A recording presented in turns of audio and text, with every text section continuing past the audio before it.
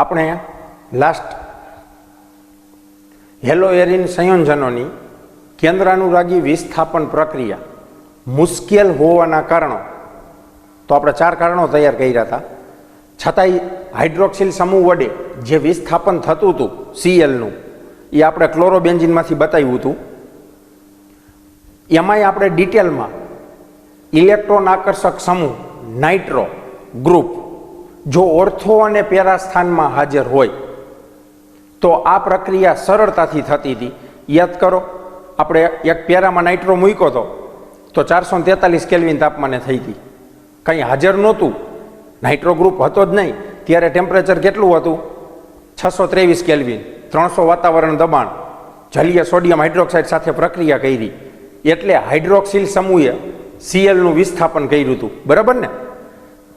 પછી આપણે ઓર્થોન પેરામાં 2 નાઇટ્રો રાખ્યા તો માત્ર 368 કેલ્વિન તાપમાને રિએક્શન થતું હતું. અને પછી 2 ઓર્થોન 1 પેરામાં રાખ્યા તો ગરમ પાણી સાથે રિએક્શન થઈ અને OH સમૂહ પાણીનો આવી જતો હતો. બરાબર ને? તો મારો કહેવાનો અર્થ એ હતો કે આપણે લાસ્ટ એ પ્રશ્ન ઉપર આવીને ઊભા હતા કે નાઇટ્રો જેવા ઇલેક્ટ્રોન આકર્ષક સમૂહો જો ઓર્થો અને પેરા સ્થાનમાં હોય તો હેલો એરિન સંયોજનોની પ્રતિક્રિયાત્મકતા કેન્દ્રાનુરાગી વિસ્થાપન પ્રક્રિયા પ્રત્યે વધારે છે. પણ જો આ નાઇટ્રો ગ્રુપ મેટા સમૂહમાં હોય તો એની પ્રતિક્રિયાત્મકતામાં, એટલે કે હેલો એરિનની પ્રતિક્રિયાત્મકતામાં કોઈ ડિફરન્સ પડતો નથી, કોઈ ફેર પડતો નથી. શા માટે? તો આપણે એના સસ્પંદન બંધારણ દોરીએ. એ સ્ટ્રક્ચર દોરશું એટલે આપણને આઈડિયા આવશે. આપણે ઓર્થો સમઘટક, પેરા સમઘટક અને મેટા સમઘટક, એમાં આપણે નાઇટ્રો જ મૂકવો છે અને ઉપર હેલોજન, હેલો એરિન, એમાં હેલોજન તરીકે એક્સ એટલે કે ક્લોરીન મૂકશું, એટલે ક્લોરોબેન્ઝિન. એટલે ઉપરની જે પ્રક્રિયા, આપણો પ્રશ્ન જે અધૂરો હતો એ કમ્પ્લીટ પૂર્ણ થઈ જાય.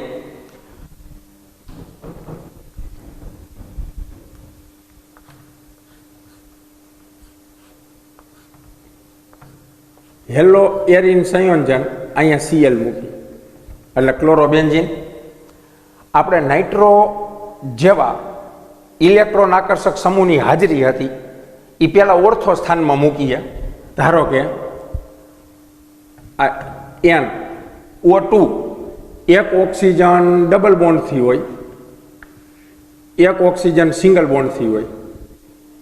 સિંગલ બોન્ડથી છે નેગેટિવ ચાર્જ, નાઇટ્રોજનના 4 બંધ બન્યા, નાઇટ્રોજન પોઝિટિવ ચાર્જ. એટલે કે આપણે નાઇટ્રો ઇલેક્ટ્રોન આકર્ષક સમૂહ ઓર્થો સ્થાનમાં મૂકેલો છે. હવે આપણને ખબર છે કે આની ઉપર એટેક આપણે પ્રક્રિયા કેની સાથે કરાવી? યાદ કરો, ક્લોરોબેન્ઝિનની, NaOH સાથે. ભલે NaOH લીધું હતું પણ આપણો ટાર્ગેટ તો શું હતો? કયો કેન્દ્રાનુરાગી પ્રક્રિયા કે એટેક કરતો હતો? OH minus. તો આપણે એક કામ કરીએ, અહીંયા માત્ર OH માઇનસ લખીએ, OH માઇનસ. આ પ્રક્રિયા હવે આમાંથી જે ભાગ આપણે બતાવવાનો છે તે આપણને ખબર છે કે આ વસ્તુને તમારે સીએલનું અવશિષ્ટ સમૂહ આને દૂર કરી અને OH ને એટેક કરાવવાનો છે. એટલે આ વસ્તુ અહીંયા એટેક કરશે. બરાબર? હવે જો આ અહીંયા જોડાશે તો આ કાર્બન છે એના 5 બંધ બનશે, એટલે આ બંધ તૂટશે. આ તૂટી અને ખૂણા ઉપર નીકળશે અહીંયા. આની હાજરીમાં, એટલે કે અવશિષ્ટ સમૂહની હાજરીમાં જ OH જોડાશે. યાદ કરો, આપણે લાસ્ટ લેક્ચરમાં ચર્ચા કરી હતી કે હેલો એરિન સંયોજન છે એમાં SN1 પ્રક્રિયાનું તો વિચારવાનું જ નથી, કારણ કે SN1 છે એ કેટલા તબક્કામાં થાય છે? 2.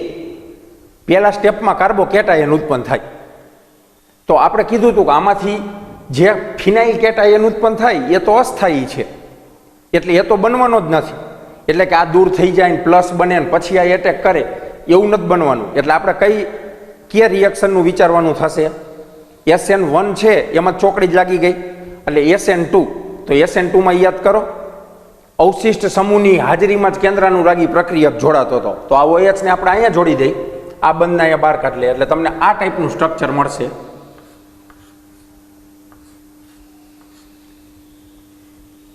આ Cl હતો આ OH આવી અને જોડાઈ ગયો, આ બંધ આ કાર્બન ઇલેક્ટ્રોન મેળવશે, માઇનસ આ બંધ હતો, બાજુમાં નાઇટ્રો N, આ ડબલ બોન્ડ O અને આ સિંગલ બોન્ડ O, આ માઇનસ, આ નાઇટ્રોજન પ્લસ.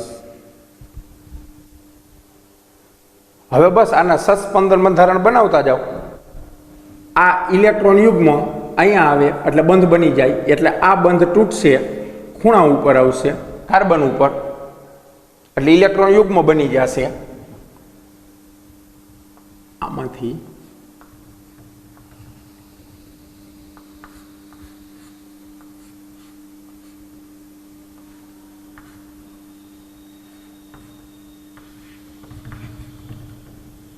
આ બંધ બની જશે, આ અહીંયા આવી જશે માઇનસ ઇલેક્ટ્રોન યુગ્મ, આ બંધ હતો, આ નાઇટ્રોજન, એક ડબલ બોન્ડથી ઓક્સિજન, એક સિંગલ બોન્ડથી, સિંગલ બોન્ડ વાળો માઇનસ, નાઇટ્રોજન ઉપર ધન વીજભાર, પાછું સસ્પંદન થશે,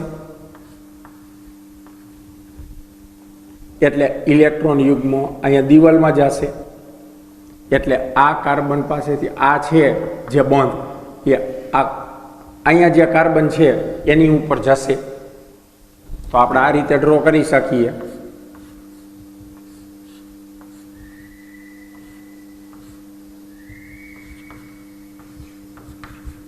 આ બંધ હતો, અહીંયા બંધ બનશે, આ કાર્બન સાથે જ્યાં nitrogen, double bond oxygen, single bond oxygen, minus plus છે, આ કાર્બન પાસે ઇલેક્ટ્રોન યુગ્મ આવશે. હવે આ જે ઇલેક્ટ્રોન યુગ્મ છે એ દિવાલમાં જશે, એટલે હવે આ Cl વાળો બંધ તૂટશે, Cl ઇલેક્ટ્રોન યુગ્મ લઈ અને છૂટું પડી જશે, એટલે ઉપર OH આવી જશે, આપણે જે જોતું હતું એ. બરાબર, ખબર પડી ને આટલે સુધી? પણ આ ત્રણ સ્ટ્રક્ચર છે એને હું જો આમ સાથે બતાવવા હોય કે આ ત્રણ સ્ટ્રક્ચર ની ત્રણેયનું ભેગું કરી કોમ્બિનેશન અને બતાવવું હોય તો અંદર આ જે ઋણ વીજભાર છે એ આ ફરે છે, ઓર્થોમાં તો પેરામાં આવ્યો, અહીંયા ઓર્થોમાં ગયો. બરાબર, આ ઇલેક્ટ્રોન યુગ્મ જ્યાં નીકળશે ત્યાં માઇનસ વીજભાર આવશે આ કાર્બન ઉપર. બરાબર, નાઇટ્રો તો પડ્યો જ છે. તો આના બરાબર આપણે આવું વિચારી શકીએ કે આ ફરે છે અને આ ત્રુટક લાઈન બતાવી દઉં, આ માઇનસ ઋણ વીજભાર. બરાબર, હવે આની હાજરીમાં અહીંયા ઉપર Cl અને OH છે અને બાજુમાં નાઇટ્રો ગ્રુપ છે.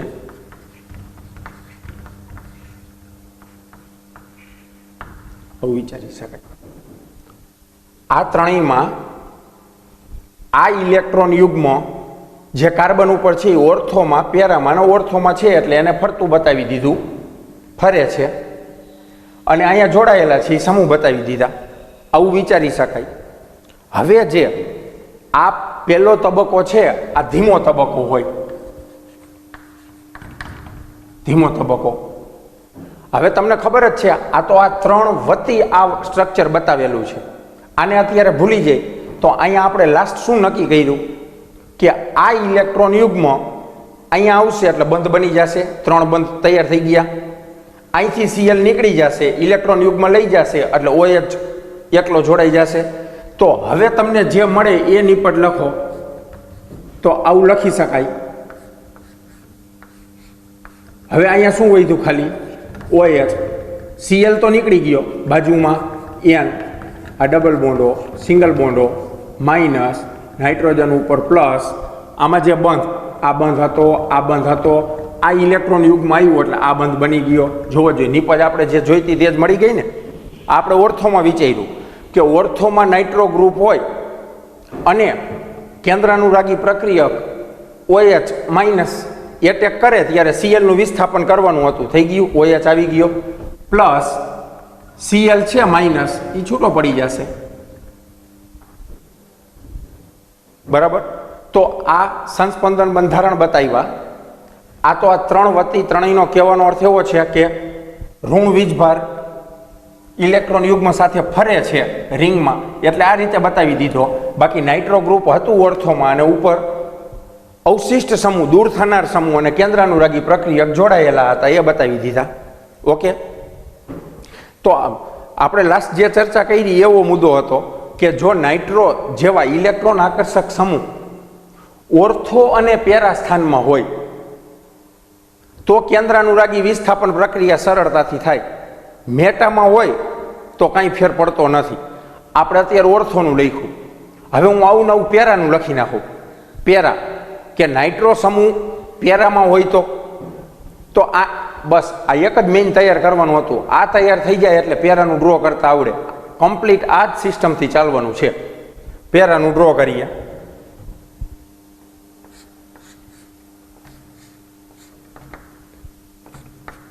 આ હેલો એરિન, આ પેરા સ્થાનમાં નાઇટ્રો, એન ડબલ બોન્ડો, સિંગલ બોન્ડો, માઇનસ પ્લસ. આ મેં લખ્યો હતો એ ઓર્થો સમઘટક હતો.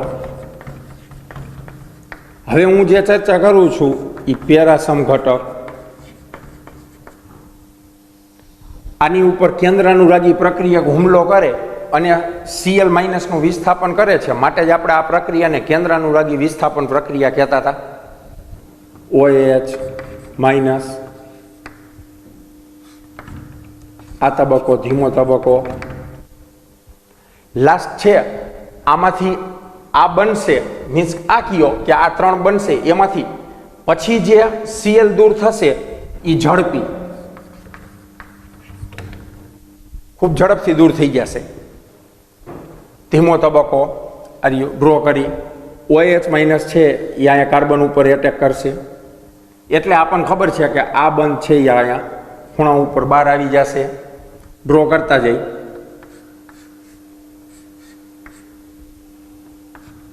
અહીંયા Cl હતો, OH એ જોડાણો અવશિષ્ટ સમૂહની હાજરીમાં જ જોડાય. SN2 યાદ કરો, જેને તમે સંક્રાંતિ અવસ્થા તરીકે ઓળખતા હતા, બરાબર. અહીંયા ઇલેક્ટ્રોન યુગ્મ કાર્બન ઉપર માઇનસ, આ કાર્બન ઉપર. આ બંધ હતો, આ બંધ હતો પેરા સ્થાનમાં નાઇટ્રો, એન, આ ડબલ બોન્ડો, સિંગલ બોન્ડો, માઇનસ, નાઇટ્રોમાં એન પ્લસ, સસ્પંદન. આ આવશે અહીંયા દિવાલમાં, આ નીકળી અને અહીંયા કાર્બન જે છે અહીંયા જે કાર્બન છે ત્યાં ખૂણા ઉપર, એટલે આપણને આવું મળશે.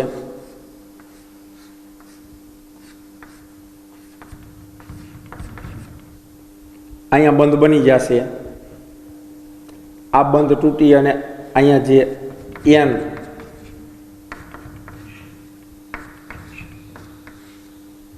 અહીંયા આવશે કાર્બન પાસે, જે માઇનસ અહીંયા કાર્બન ઉપર, બરાબર. આ બંધ હતો, પાછું સસ્પંદન થશે. આ ઇલેક્ટ્રોન યુગ્મ છે એ દિવાલમાં જશે, એટલે આ બંધ આગળના ખૂણા ઉપર આવશે.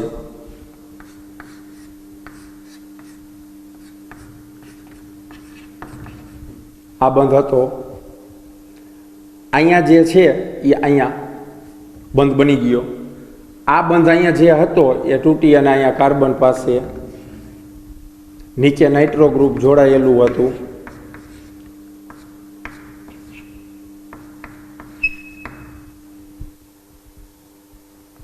આગળ આનું શિફ્ટિંગ કરશો એટલે આ ઇલેક્ટ્રોન યુગ્મ અહીંયા દિવાલમાં આવશે, એટલે ઓટોમેટિક આ જે Cl છે જેને દૂર કરવાનો છે એ આ બંધનું ઇલેક્ટ્રોન યુગ્મ લઈ અને Cl માઇનસ તરીકે છૂટો પડશે.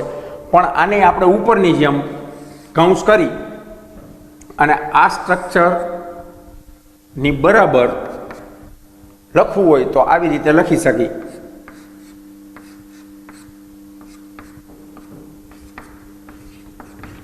Cl ને OH દરેકમાં છે ત્રણેયમાં. અબંધકારક ઇલેક્ટ્રોન યુગ્મ એટલે જે બહાર નીકળ્યું છે એ કે બંધમાં એ અત્યારે ભાગ નથી લેતું, જે કાર્બન ઉપર પડેલું છે, બરાબર. અને ઋણ વીજભાર કાર્બન એને કારણે ધરાવે છે કાર્બન આયન, બરાબર. કાર્બન ઉપર ધન વીજભાર કાર્બોકેટાયન કહેતા તે રીતે. તો અહીંયા જે છે એ ત્રણ જગ્યાએ ઓર્થોમાં, અહીંયા પેરામાં અને ઓર્થોમાં બાર છે. તો એને ફરતું બતાવી દઈ ત્રુટક લાઈનથી. અને પેરા સ્થાનમાં નાઇટ્રો,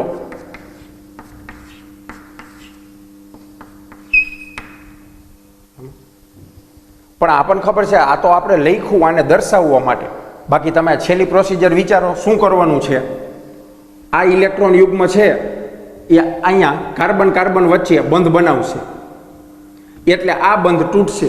કારણ કે આ કાર્બનના 5 બંધ બની જાય, આ બંધ તૂટશે, એ ઇલેક્ટ્રોન યુગ્મ સ્વરૂપે ક્લોરીન મેળવશે, બરાબર ને. એટલે ઇલેક્ટ્રોન યુગ્મ એ બંધમાં આવશે એટલે બંધ બનશે, અને બંધ હતો એ ઇલેક્ટ્રોન યુગ્મ બનશે, બરાબર. એટલે ઉપરની જેમ જ હવે ઝડપી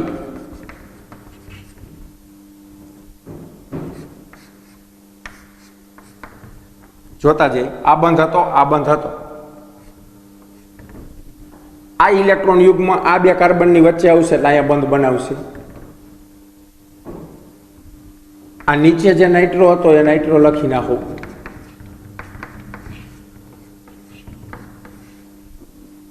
ઉપરથી Cl દૂર થઈ જશે, OH એક જ વધશે, Cl માઇનસ દૂર થઈ ગયો, મળી ગઈ નીપજ. ટૂંકમાં ખરેખર શું કર્યું આપણે, આ જ રિએક્શન આટલું વિચારો. એટલે નાઇટ્રો સમૂહની હાજરીમાં કેન્દ્રાનુરાગી પ્રક્રિયકે હેલો એરિન એટલે કે ક્લોરોબેન્ઝીન ઉપર હુમલો કરી Cl નું વિસ્થાપન OH વડે થયું, એટલે OH આવી ગયો લાસ્ટ નીપજ. તો તમને ઓર્થો સમઘટક સમજાવ્યો, તમને આ પેરા સમઘટક સમજાવ્યો. જો ઓર્થોમાં અને પેરામાં નાઇટ્રો જેવા ઇલેક્ટ્રોન આકર્ષક સમૂહ હોય તો કેન્દ્રાનુરાગી વિસ્થાપન પ્રક્રિયા સરળતાથી થાય છે. પણ જો મેટામાં હાજર હોય તો કંઈ ફરક પડતો નથી. આપણે આ સાબિત કરવું છે. તો હવે આપણે આ સ્ટ્રક્ચર જેમ દોર્યા એવી જ રીતે મેટા સમઘટક માટે ડ્રો કરીએ, પછી આપણે એનો તફાવત જોઈ. કારણ કે મેઇન ડ્રો કરીને એ પછી સમજવાનું. એને લીટી લખેલી આપી તો આપણને બુકમાં 3 લીટી જ લખેલી આપી છે ટેક્સ્ટ બુકમાં, કે ઓર્થોપેરામાં હોય તો અસરકારક છે ને મેટામાં હોય તો અસરકારક નથી. પછી તમને બોક્સમાં એનું રીઝન સમજાવેલું છે, એ આપણે સરળ ભાષામાં સમજવાનો પ્રયત્ન કરી. મેટા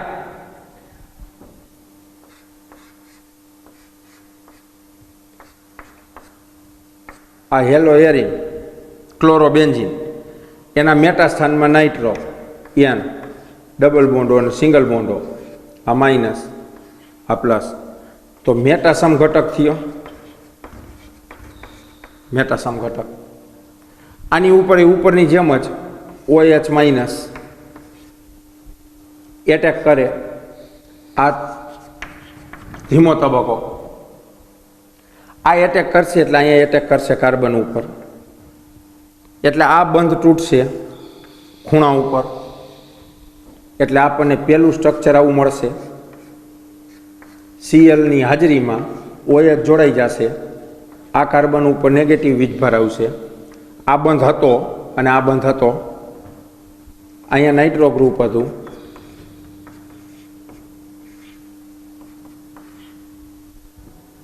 પાછું આમાં બતાવીએ સસ્પંદન. આ ઇલેક્ટ્રોન યુગ્મ દિવાલમાં બંધ બનાવશે, આ બંધ અહીંયા ખૂણા ઉપર બહાર આવશે.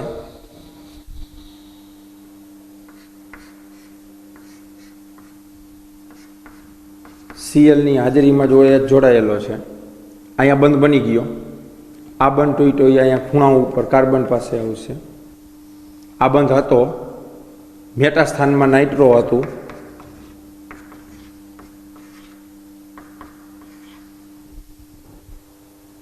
આમાં પાછું સસ્પંદન થશે.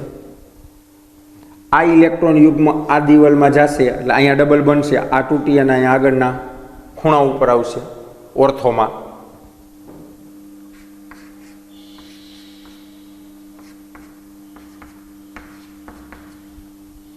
આ બંધ હતો, અહીંયા બંધ બનશે, આ બંધ તૂટશે, એ અહીંયા ખૂણાઓ ઉપર અહીંયા નાઇટ્રો હતું,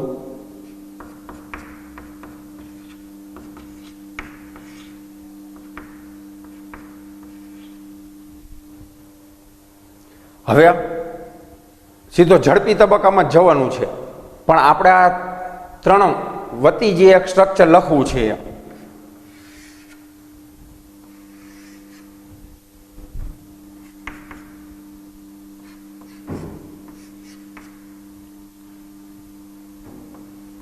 ઋણ વીજભાર કાર્બન ઉપર ફરે છે, સીએલની હાજરીમાં OH જોડાયેલું છે, મેટા સ્થાનમાં નાઇટ્રો ગ્રુપ ઇલેક્ટ્રોન આકર્ષક સમૂહ જોડાયેલો છે. હવે આમાંથી ઝડપી તબક્કો શું ફેરફાર કરવાનો છે? આમાં ઇલેક્ટ્રોન યુગ્મ આવશે અહીંયા, જેને આપણે દિવાલ તરીકે ઓળખીએ છીએ, કાર્બન કાર્બન વચ્ચે, એટલે બંધ બની જશે. આ બંધ તૂટી અને ક્લોરીન લઈ જશે Cl માઇનસ, તો ડબલા ઉપર OH વધશે. આ બંધ હતો, આ બંધ હતો, અહીંયા નવો બંધ બનશે, મેટા સ્થાનમાં નાઇટ્રો ગ્રુપ હતું,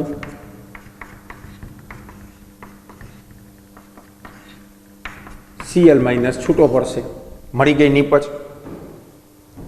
હવે આપણે તફાવત જોવાનો કે આ બંનેમાં થયું એવું જ આમાંય થયું, છતાંય ઇલેક્ટ્રોન આકર્ષક સમૂહ મેટા સ્થાનમાં હોય ત્યારે હેલો એરિનની કેન્દ્રાનુરાગી વિસ્થાપન પ્રક્રિયાની પ્રતિક્રિયાત્મકતામાં કોઈ ફેર પડતો નથી. શા માટે? એટલે પહેલી વાત તો એ કે નાઇટ્રો સમૂહ ઇલેક્ટ્રોન આકર્ષક સમૂહ છે, ડબલા સાથે જોડાય એટલે ડબલામાંથી ઇલેક્ટ્રોનને ખેંચે, વિડ્રો કરે, એટલે ડબલામાં ઇલેક્ટ્રોનની ઘનતા ઘટે. કેન્દ્રાનુરાગી છે એ ઋણ જ છે, માટે સરળતાથી એટેક કરી શકે. યાદ કરો, આપણે કેન્દ્રાનુરાગી વિસ્થાપન પ્રક્રિયા મુશ્કેલ હોવાના 4 કારણો ભણ્યા, એમાંય આપણે એક એવું કીધું હતું કે હેલો એરિનમાં જે ડબલું આવે એ ડબલામાં પાઈ ઇલેક્ટ્રોન ફરતા હોય, એટલે ઋણ વીજભાર થયો, ઋણ નેગેટિવ, અને એટેક કરનારે અહીંયા ઇલેક્ટ્રોન ધનિક વિસ્તાર થયો, અને એટેક કરનાર કેન્દ્રાનુરાગી. તો કેન્દ્રાનુરાગી પ્રક્રિયા કેને કહેવાય? જે ઇલેક્ટ્રોન ધનિક હોય, જેની પાસે ઇલેક્ટ્રોન હોય, બરાબર, એટલે જે ઋણ વીજભાર ધરાવે છે. તો એની વચ્ચે અપાકર્ષણ થતું હતું, બરાબર ને? આપણે એક મુદ્દો આવો લીધો હતો. તો હવે વિચારો જોઈએ, જો નાઇટ્રો ગ્રુપ ઇલેક્ટ્રોન આકર્ષક સમૂહ હોય એટલે ડબલામાંથી ઇલેક્ટ્રોનને આકર્ષી લે, પોતાની તરફ આકર્ષે, માટે ડબલામાં ઇલેક્ટ્રોનની ઘનતા ઘટે. ઇલેક્ટ્રોનની ઘનતા ઘટે એટલે કેન્દ્રાનુરાગી પ્રક્રિયક સરળતાથી એટેક કરી શકે. એક કારણ એટલે આપણે હેલો એરિનની કેન્દ્રાનુરાગી વિસ્થાપન પ્રક્રિયા કરવી હોય તો નાઇટ્રો જેવા ઇલેક્ટ્રોન આકર્ષક સમૂહની હાજરીમાં કરી છે તો સરળતાથી થાય છે. પણ જો એની જગ્યામાં ઓર્થો અને પેરા હોય તો ઝડપથી થાય, મેટામાં નથી થતી. શા માટે? તો તફાવત જુઓ. ઓર્થોના તમે સંસ્પંદન સ્ટ્રક્ચર બનાવ્યા, એમાં નાઇટ્રો ગ્રુપમાં નાઇટ્રોજન ઉપર પ્લસ વીજભાર છે,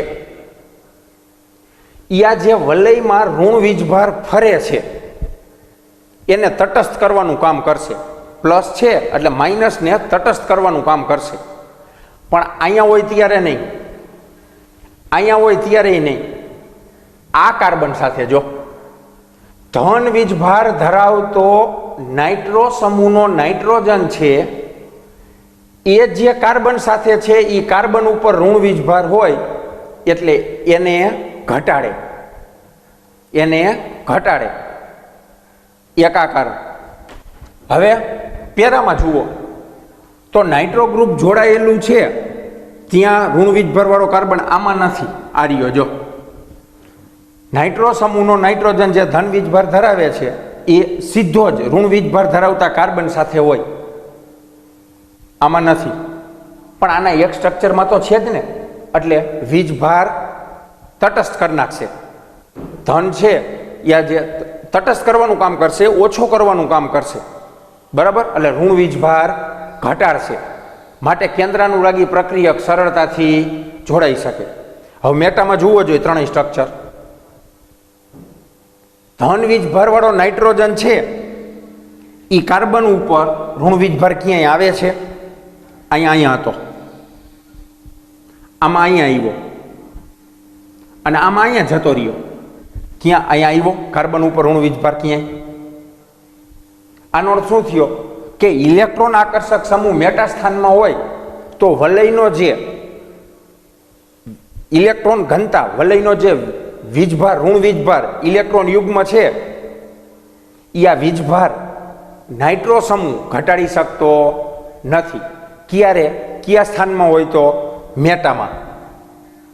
મેટામાં હોય તો એના સસ્પંદન બંધારણમાં એકેય બંધારણ એવું જોવા મળતું નથી કે જેમાં ધન વીજભાર ધરાવતા નાઇટ્રોજન સાથે જોડાયેલો કાર્બન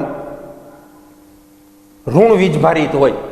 એકેયમાં નથી. જો એટલે આપણે લાસ્ટ થિયરી પૂરી કરી ત્યારે મેં તમને એવું કીધું હતું કે માત્ર આપણે સ્ટ્રક્ચર એક વખત ડ્રો કરો, સ્ટ્રક્ચર સરળ છે, પણ એની જે સમજૂતી છે હવે ટૂંકું આપણને તરત હવે આ વસ્તુ સમજાઈ ગઈ એટલે આપણને ખબર પડે કે હેલો એરિન હોય એની કેન્દ્રાનુરાગી વિસ્થાપન પ્રક્રિયા મુશ્કેલ છે.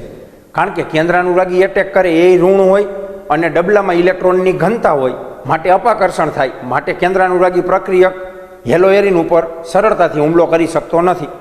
પછી આપણે એવું વિચાર્યું કે નાઇટ્રો જેવા ઇલેક્ટ્રોન આકર્ષક સમૂહ રાખો ને કે જે ડબલામાંથી ઇલેક્ટ્રોનને પોતાની તરફ આકર્ષે, એટલે ડબલામાં ઇલેક્ટ્રોનની ઘનતા ઘટે, માટે કેન્દ્રાનુરાગી સરળતાથી એટેક કરે. એટલે આપણે નાઇટ્રો રાખવાનું નક્કી કર્યું. તો આગળ પાછો એક ઇસ્યુ કે નાઇટ્રો ઓર્થો, મેટા, પેરા ત્રણેય જગ્યાએ રાખી શકાય. તો ઓર્થો અને પેરામાં નાઇટ્રો હોય તો પ્રતિક્રિયાત્મકતા વધારે છે, સક્રિયતા વધારે છે. કારણ શું? ઓર્થો અને પેરામાં રહેલો નાઇટ્રો, એનો જે નાઇટ્રોજન ધન વીજભારિત છે એ જે સીધા જ કાર્બન સાથે હોય એ કાર્બન ઋણ વીજભારિત હોય છે, માટે વીજભાર ઘટાડે, કેન્દ્રાનુરાગી પ્રક્રિયક સરળતાથી એટેક કરી શકે. હવે જો નાઇટ્રો મેટા સ્થાનમાં બેઠો હોય તો ડબલાને કાંઈ ફરક જ નથી પડતો, કારણ કે ધન વીજભારિત નાઇટ્રોજન છે એની સાથે જોડાયેલો કાર્બન ક્યારેય ઋણ વીજભારિત હોતો જ નથી. તો વીજભારનું તટસ્થીકરણ થતું જ નથી, વીજભાર ઘટતો જ નથી. જો વીજભાર ઘટે તો કેન્દ્રાનુરાગી પ્રક્રિયક સરળતાથી એટેક કરી શકે, જે મેટા સ્થાનમાં પોસિબલ નથી. સમજાણો આખો મુદ્દો?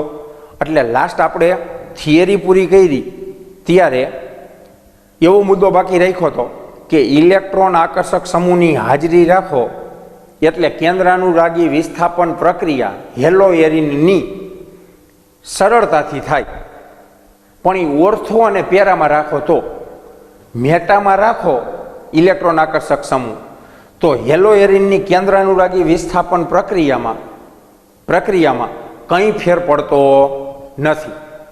ઓકે, સમજાઈ ગયો ના મુદ્દો? કમ્પ્લીટ થઈ ગયું સ્ટ્રક્ચર. તો એક રીતે તમે એક સમઘટકમાં ડ્રો કરતા શીખી જાઓ એટલે અન્ય સમઘટકમાં ડ્રો થઈ જવાના. કમ્પ્લીટ. ચાલો, હવે પહેલું રિએક્શન પૂરું થયું. આપણો મેઇન મુદ્દો એવો હતો હેલો એરિન સંયોજનોની રાસાયણિક પ્રક્રિયાઓ. પહેલાં આપણે હેલો આલ્કેનની ભણ્યા. હેલો આલ્કેનની આપણે 3 પ્રક્રિયાઓ ભણ્યા હતા, યાદ કરી લઈ. પહેલી કેન્દ્રાનુરાગી વિસ્થાપન પ્રક્રિયા, એમાં 2 ભણ્યા, SN2 ને SN1. પછી વિલોપન પ્રક્રિયા અને પછી ધાતુ સાથે. બરાબર? ધાતુ સાથેમાં વુડ્સ પ્રક્રિયા અલગ ભણ્યા હતા. પછી હેલો એરિનની રાસાયણિક પ્રક્રિયા ચાલુ કરી.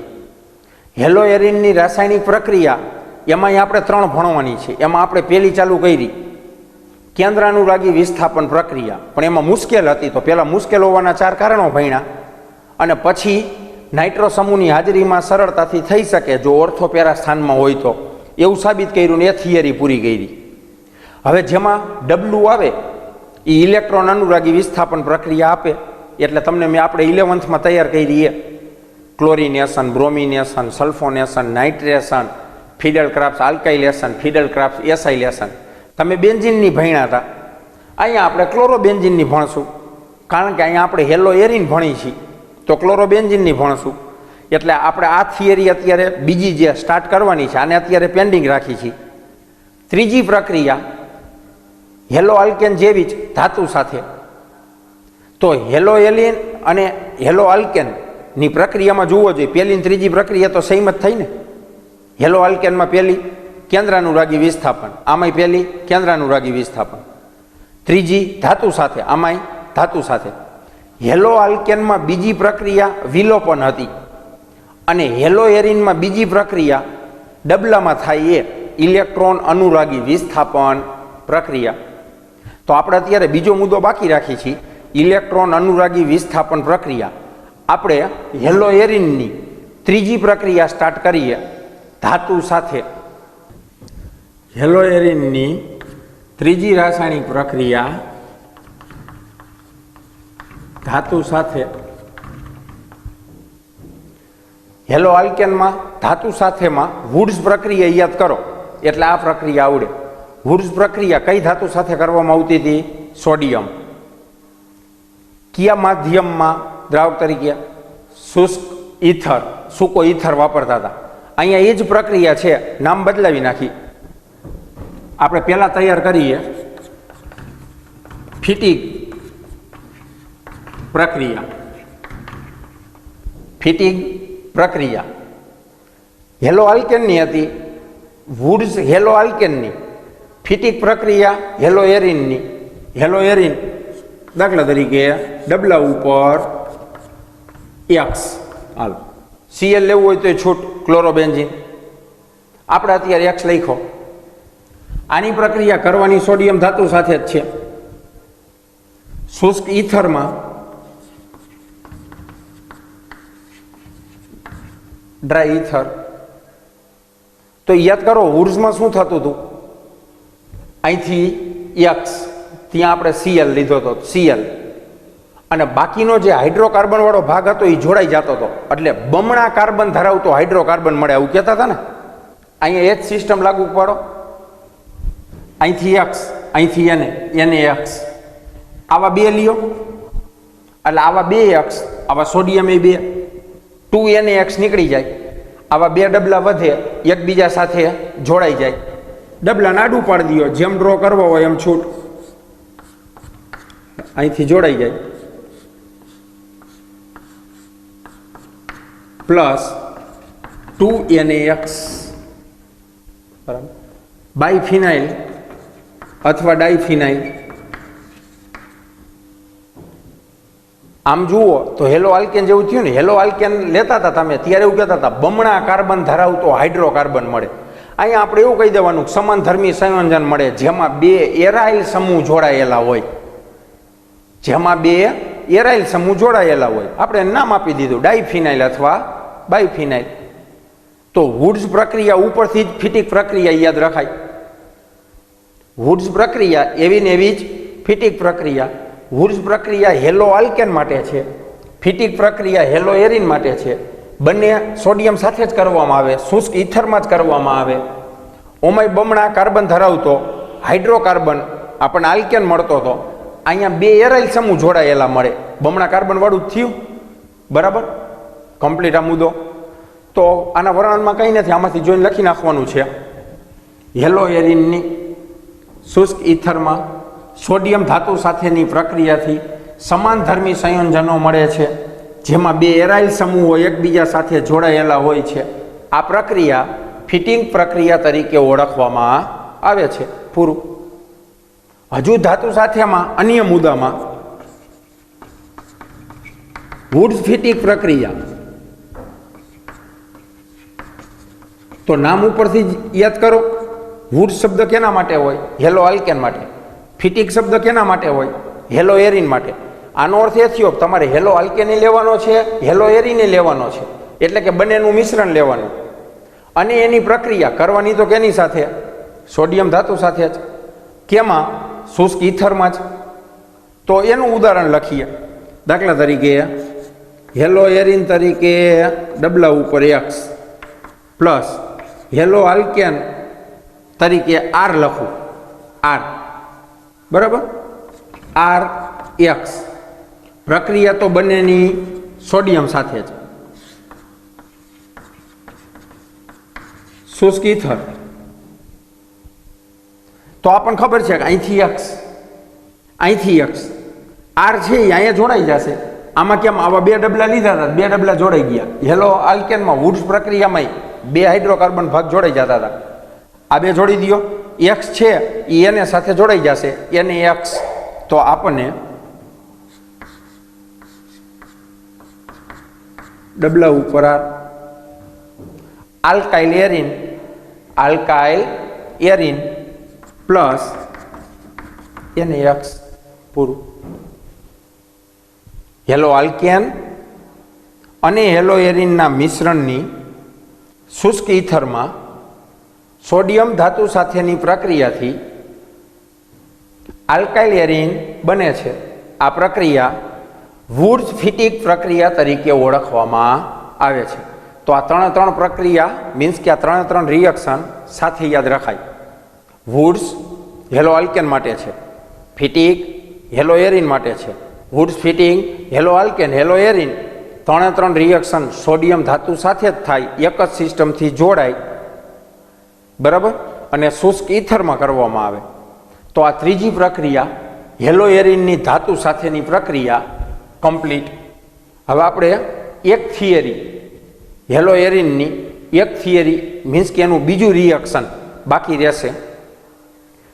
હેલો એરિનની ઇલેક્ટ્રોન અનુરાગી વિસ્થાપન પ્રક્રિયા, બરાબર, જે આપણે નેક્સ્ટ લેક્ચરમાં સ્ટાર્ટ કરશું. ઓકે.